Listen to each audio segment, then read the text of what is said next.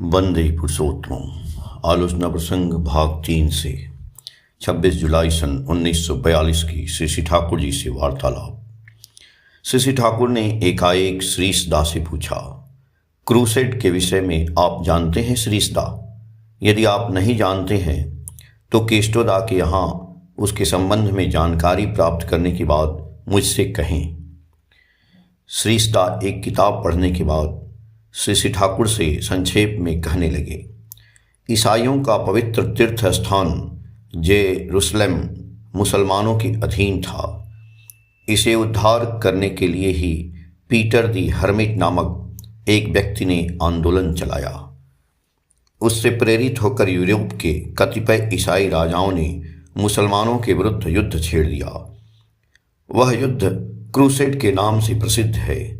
Crusade का अर्थ धर्म युद्ध है। सब मिलाकर 8 बार क्रूसेड किया गया। उसके फलस्वरूप लाखों लाख लोगों के प्राण एवं बेअंदाज अर्थ बर्बाद हुए, किंतु सब व्यर्थ हो गया। अंत में जेरूसलम मुसलमानों के हाथों में ही रह गया। श्री ठाकुर ने सचिन दास से कहा, वीरेंद्र भट्टाचार्य से जो दवा तैयार करने कहा है वह दवा तैयार हुई है या नहीं? शीघ्र जाओ और मुझे खबर करो, पर तुम वहां जाकर यह नहीं कह देना कि मैंने तुम्हें वहां भेजा है। बातचीत के सिलसिले में यह पता लगा कर आओ। सचिन दा बंदोपाध्याय बोले, अच्छा। सचिन दा के जाने के बाद श्री ठाकुर ने कहा, छोटे मोटे कामों में लगाए रखकर भी मनुष्य को ट्रेनिंग शिक्षा देनी चाहिए। जैसे किसी को मैंने कहीं भेजा और कह दिया कि मेरा नाम नहीं लेना कि मैंने भेजा है। जिस चीज को जानने के लिए भेजा उस समय बुद्धि लगानी चाहिए। इस तरह बराबर बुद्धि प्रयोग करने से बुद्धि बढ़ती है। जैसे ज्यामिति में थ्योरम के साथ ही साथ डिडक्शन भी बनाने को दिया जाता है, उसी तरह मैं बहुधा काम के साथ और भी काम करने कह देता हूँ। मान लो कोई व्यक्ति किसी विशेष काम से एक दिन के लिए कलकत्ता जा रहा है। मैंने उसे वहाँ से एक बेस्ट इन द मार्केट बाजार में सर्वोत्तम पार्कर फाउंटेन पेन खरीद कर लाने कह दिया। उसे दिन लौटना भी है। वह जिस काम को करने जा रहा है उस काम के साथ ही साथ कलम खरीदने के लिए रुपए भी जुटाना है। उसे काम करने में कठिनाई होगी, यह मैं जानता हूँ, फिर भी जानबूझकर उसे कठिनाई में छोड़ देता हूँ, क्योंकि विभिन्न तरह की कठिनाइयों के बीच भी जितनी ही सुविधाओं को सुशृंखल बनाकर जो बहुमुखी दायित्व को अच्छी तरह निभा सके वह उतना ही आगे बढ़ सकता है। यही मुझे लाभ है। कठिनाइयों के बीच अनायास पढ़कर या जानबूझकर कठिनाइयों में रखने के बाद कौन व्यक्ति क्या करता है इस पर भी मैं बराबर ध्यान रखता हूँ। अनेकों ऐसे हैं जितना ही दबाव पड़ता है उन्हें उतनी ही स्फूर्ति होती है, उतना ही आनंद होता है। यह एक राज लक्षण है। अनेक व्यक्ति प्रथम चंचल हो उठते हैं, किंतु जिस व्यक्ति को काम करने की बुद्धि रहती है वह दायित्व को टालना नहीं चाहता है।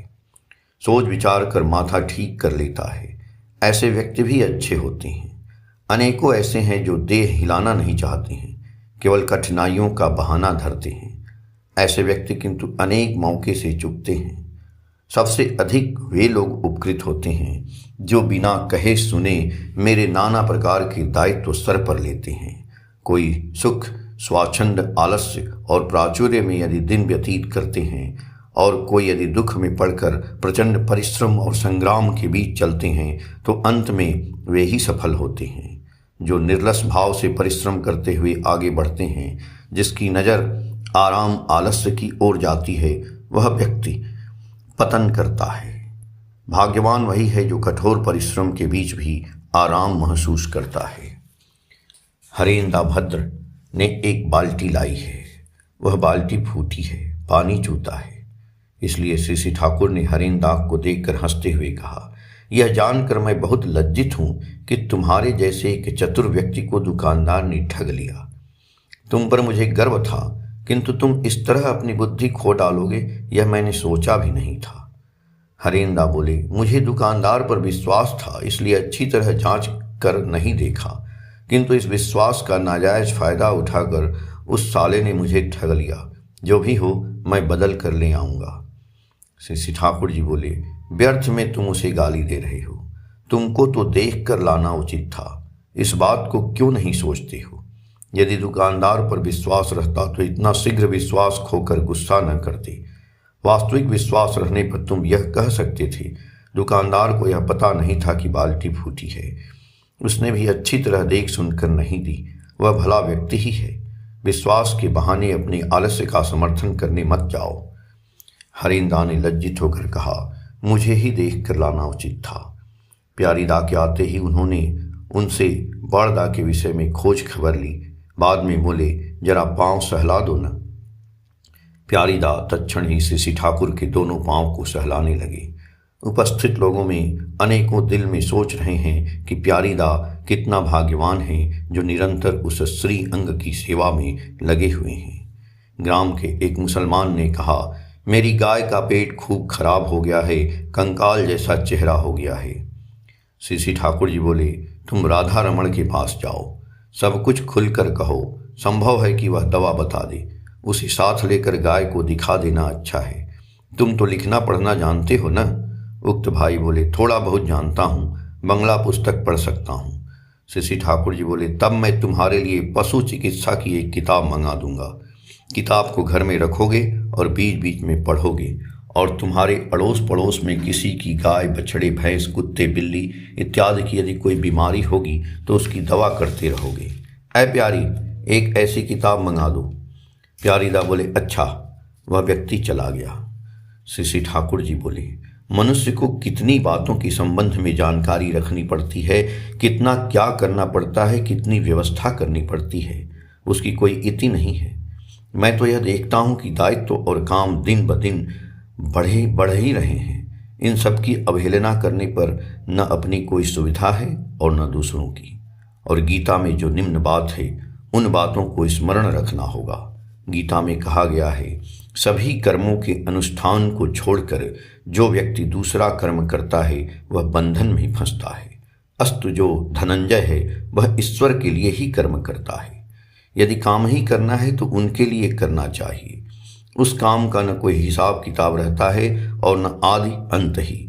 उस समय एक चींटी की भी व्यथा को अपनी व्यथा समझोगे एवं जब तक उसकी व्यथा को दूर नहीं करोगे तब तक तुम्हें बेचैनी रहेगी, क्योंकि सत्ता रूप में वे सब कुछ में है।